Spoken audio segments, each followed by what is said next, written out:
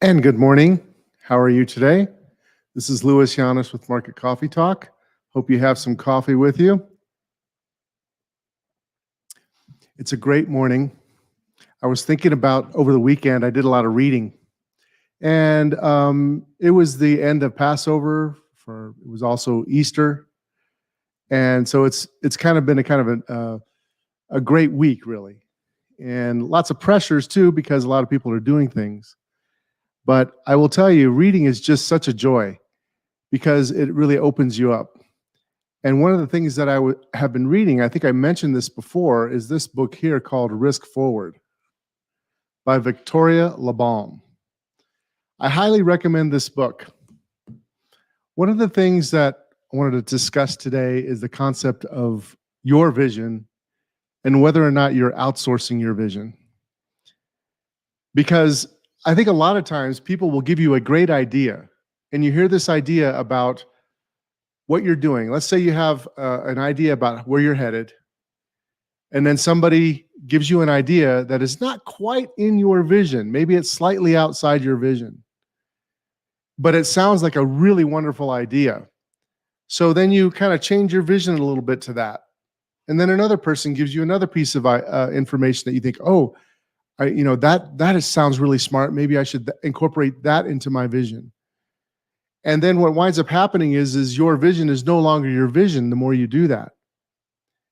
A lot of time there's good ideas, but those ideas don't fit your vision. They're not the right idea for you.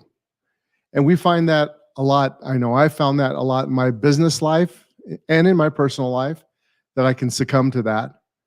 And it's really a helpful thing to learn that it's not a good idea to outsource your vision. It's better to stick to your vision and what's right for you. And, there's a little, I think a lot of people have a hard time listening to their own instincts sometimes. You don't trust them. But in a lot of cases, you should be trusting your instinct more, I think. It doesn't mean you can't listen to information from others. In fact, we should. Wise counsel. But ultimately, our vision is our vision. We can't take our vision and expand it to somebody else's vision. So you have to make your own mistakes, really.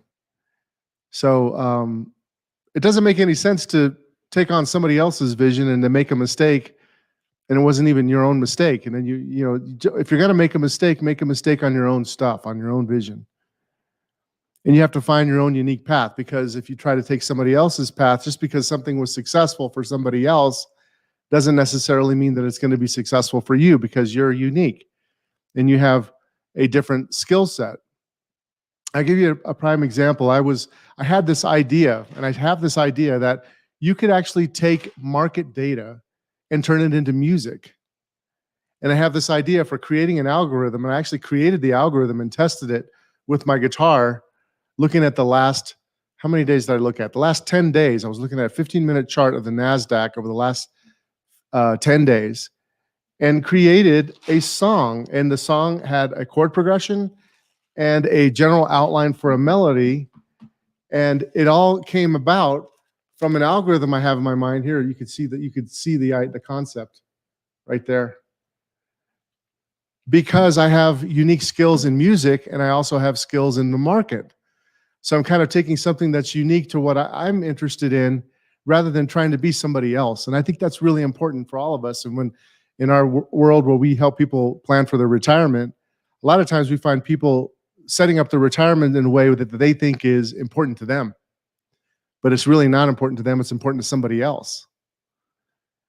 So it's easy to transfer what you think your retirement should be like because of what somebody else is saying. When in reality, you got to look at your own life, your own family, your own things that's going on in your world. So everyone is an artist. That's the other thing I learned reading over the weekend. So there's another book I'm reading. This book here is called The Artist Way. This is by Julia Cameron. Very, very popular book. And I've been meaning to read it for a long time. And one of the things she talks about is that everybody is an artist deep down inside. And we have this almost like a childlike artist in us.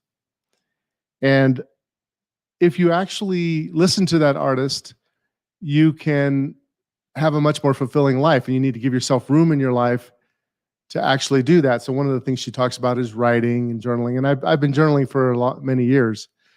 But the concept of finding your own art and kind of having a play date with your own art and giving yourself room to do that, I think is really good. I think about times when like other family members that I know somehow get kind of hooked up into things that they really don't like to do. It's really not them.